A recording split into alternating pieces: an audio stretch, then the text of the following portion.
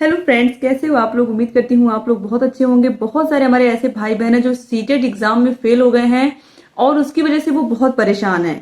तो ऐसे अभ्यर्थी क्या करें जो सीटेट एग्जाम में फेल हो गए हैं, किस तरीके से वो अपनी रणनीति बनाएं, किस तरीके से वो अपने टाइम को मैनेज करें, जिससे जो अगला सीटेट का पेपर होने वाला है जुलाई या अगस्त में, निश्चित रूप से दोस्तों होगा, ये फिक्स है। तो किस तरीके से हम तैयारी करें अपनी कि इस बार हम सीटेट के एग्जाम में फेल ना हो, इसी के बारे में यहाँ पर हम बात करने वाले हैं। सबसे पहले दोस्तों देखिए, सीटेट में आखिर में इतने ज्यादा लोग फेल क्यों होते हैं। तो उसका रीजन सिंपल सा है, आप सभी लोगों को पता है। चाहे यूपी टेट हो, बिहार टेट हो, हरियाणा टेट हो, पंजाब टेट हो, इन सब में आप देखते हो कि जो क्वेश्चंस होते हैं वो बिल्कुल, अगर आपने अच्छे से याद कर लिया है तो ये क्वेश्चन सेम टू सेम आपको एग्जाम में वैसे ही देखने को मिलते हैं और आप आसानी से उनका आंसर लगा करके आ जाते हैं। चाहे आपका यूपी टेट हो, बिहार टेट, जितने भी स्टेट के पेपर्स होते हैं। लेकिन जब बात सीटेट की होती है तो सीटेट में हमें अच्छे से गहन अध्ययन करके जाना होता है, अच्छे से पढ़ करके। खासकर आपने हर साल देखा है कि जो एनसीईआरटी का सिलेबस है उसी से प्रश्न आते हैं।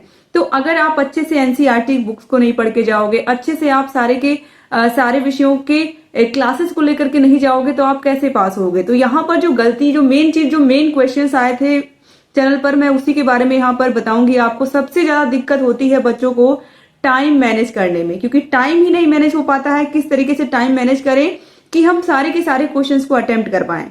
इसके लिए दोस्तों आपको क्या करना होगा, आपको प्रैक्टिस करना होगा। आप जितनी प्रैक्टिस करोगे उतने ही अच्छे से आप क्या कर पाओगे, अपने एग्जाम में टाइम को मैनेज कर पाओगे। जैसे कि मैंने कहा कि सबसे पहले आपको एनसीईआरटी बुक्स को पढ़ना होगा।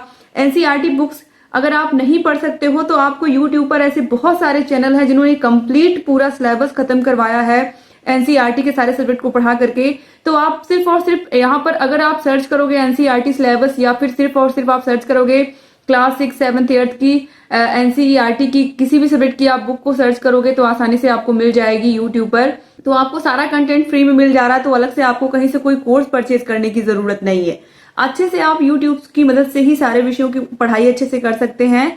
और दोस्तों अब चूंकि टाइम की जो बात है, यहाँ पर मैंने एनसीईआरटी बुक्स की तो आपको बता दी। अगर आपको खुद से नहीं पढ़ना अच्छा लग रहा है, आप किताब लेकर के बैठना नहीं अच्छा लग रहा है, तो आप वीडियो लेक्चर्स देख सकते हो। वो तो सबसे आसान है। आप किसी भी टीचर को फॉलो करो और अच्छे से उसने जिस तरीके से पूरा एनसीईआरटी पढ़ाया है आप पढ़ डालिए। क्योंकि अगर आप 10 टीचर्स के चक्कर में पढ़ोगे तो इससे क्या होता है, थोड़ा आपने इनसे पढ़ा, थोड़ा उनसे पढ़ा, थोड़ा उनसे पढ़ा, इससे क्या होता है कि जो हर एक टीचर का पढ़ाने का तरीका अलग होता है और हर एक टीचर अपने स्तर से पढ़ाता है, अलग अलग स्तर से पढ़ाते हैं।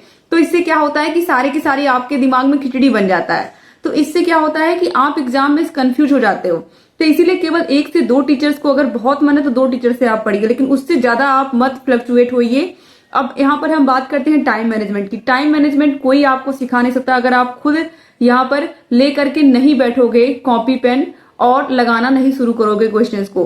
तो सबसे अच्छा तरीका है कि आप प्रीवियस ईयर क्वेश्चन पेपर्स को खूब लगाइए, खूब लगाइए। क्योंकि जो सीटेट एग्जाम है इसमें भी जो क्वेश्चंस होते हैं वो रिपीट होते हैं। तो अगर आप प्रैक्टिस जितना करके जाओगे, कितने सारे ऐसे बच्चे हैं जो कमेंट करते हैं कि उन्होंने केवल प्रीवियस ईयर क्वेश्चन पेपर्स को सही समय पर सॉल्व किया, यानी कि 2.5 घंटे में पेपर को सॉल्व कर लिया, अच्छे से इतना प्रैक्टिस कर लिया। हर दिन जब उन्होंने एक सेट लगाया तो उन्होंने देखा कि जो टाइम है वो अच्छे से मैनेज हो जा रहा है। तो इससे ये लाभ हुआ कि एग्जाम में जब वो देने गए एग्जाम को, तो अच्छे से उन्होंने फर्स्ट पेपर भी अच्छे से दिया, सेकंड पेपर भी अच्छे से दिया। तो ये सारी चीजें आपको अभी से मैनेज करके चलना होगा समय को आपको। और अगर आपको अच्छे मार्क्स लाने हैं, आप 1 नंबर से रह गया, 2 नंबर से रह गया, 10 नंबर से रह गया, ये सारी चीजें तभी सही हो पाएंगी जब आप अभी से मेहनत करना शुरू करोगे अपने सीटेट एग्जाम के लिए। तो दोस्तों आपको मैंने जो मेन चीज बताई वो बताया कि एनसीईआरटी आपको अच्छे से पढ़ना। अगर आप खुद से नहीं पढ़ना चाहते तो आप दूसरे टीचर्स की मदद लीजिए।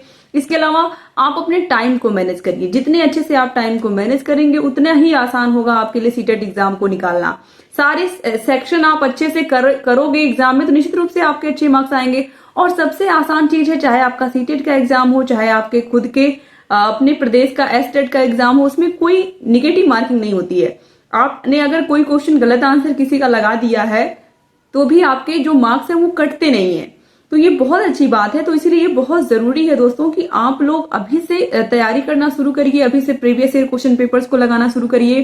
क्योंकि अगर आप मैंने बहुत सारे ऐसे भाई बहनों को देखा है जिनका 1 बार नहीं निकला, 2 बार नहीं निकला, तीसरी बार जब उनको पढ़ने को कहा जाता है तो उनके अंदर एक हेजिटेशन महसूस होती है उनको, या फिर वो इरिटेट हो चुके होते हैं पढ़ पढ़ करके।